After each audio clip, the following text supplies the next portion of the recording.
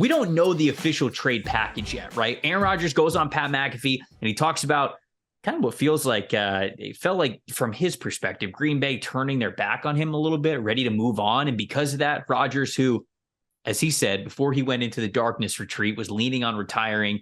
Then he kind of figured out that he wanted to continue to play football. It wasn't going to be in Green Bay. He wants it to be in New York, but we don't know the trade package yet. You and I have talked about this over the last couple of months, whether it's been in mock draft format or others. We didn't think that Rodgers going to New York meant they were going to lose the number 13 overall pick. Now it kind of seems like that might be the case. Is that what, you're tapped into this a lot more than I am, but from what I've heard, that Green Bay is seeking multiple first round picks, multiple premium picks, one of them being from this year. Do you think that ends up happening? I don't think the 13th overall pick is in this trade. I would just be really surprised. I think the only way it is if that's the bare minimum the Jets gave up and almost would need a pick coming back to them. Like, do they get the Packers' second round pick? So it's really a pick swap of 30 something spots, right? That's kind of and that's the max. I don't think that happens. I know the takes on this on Twitter, like, you got to duck right now if you, whatever side you're on. Because I asked you. Yeah. And the truth always lies somewhere in the middle, right, Trevor? We've seen the Green Bay side say it went from, but even before Rodgers went on McAfee, a Stafford trade, or it was like Russ trade, now a Stafford trade. Now not a Stafford trade, but a first round pick needs to be in it.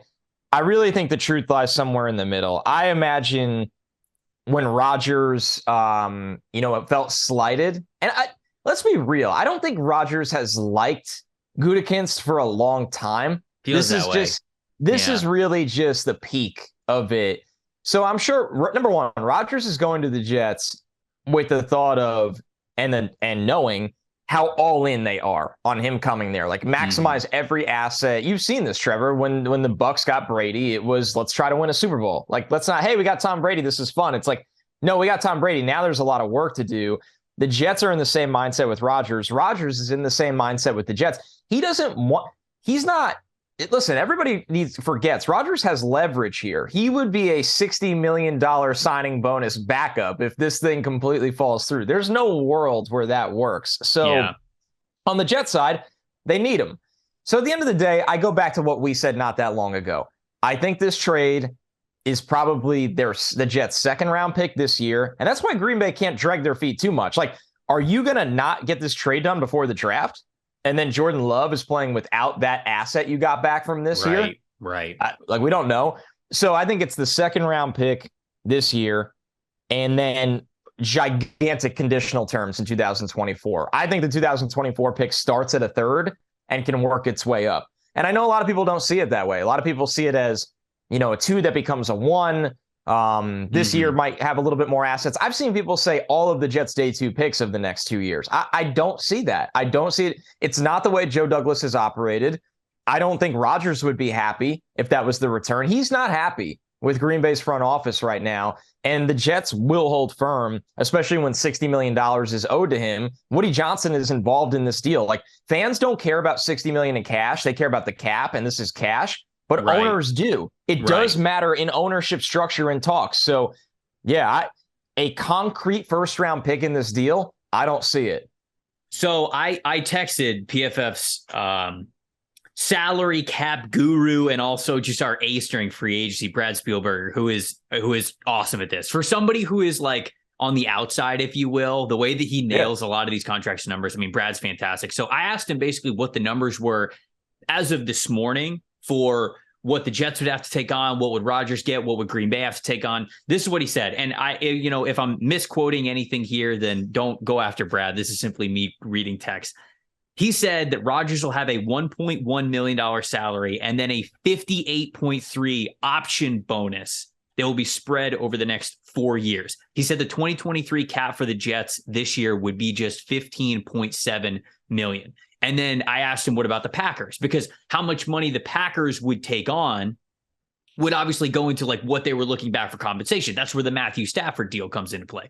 And he said the Packers would be taking a 40.3 dead cap hit, which is obviously a lot of dead cap hit, which is what they were looking for with like a Matthew Stafford type of a trade. But I agree with you. I find it hard to believe the Jets are going to give up 13. And maybe the second that we publish this podcast, it comes out and they do end up giving 13. And obviously, if that's the case, then I think the Jets are going to have to start to look into offensive line options in day 2, which we think that there's plenty of, which we could get into in the Monday episode. But, Green Bay would then have their chance to draft a Lucas Van Ness, a Miles Murphy, but also a Darnell Washington, a Michael Mayer. You're doubling up in the first round. You could do a lot of different things there. So Rodgers, not quite a Jet yet, but it feels like he is trending in that direction. And to the trade back and forth negotiations as well, I think this is another point.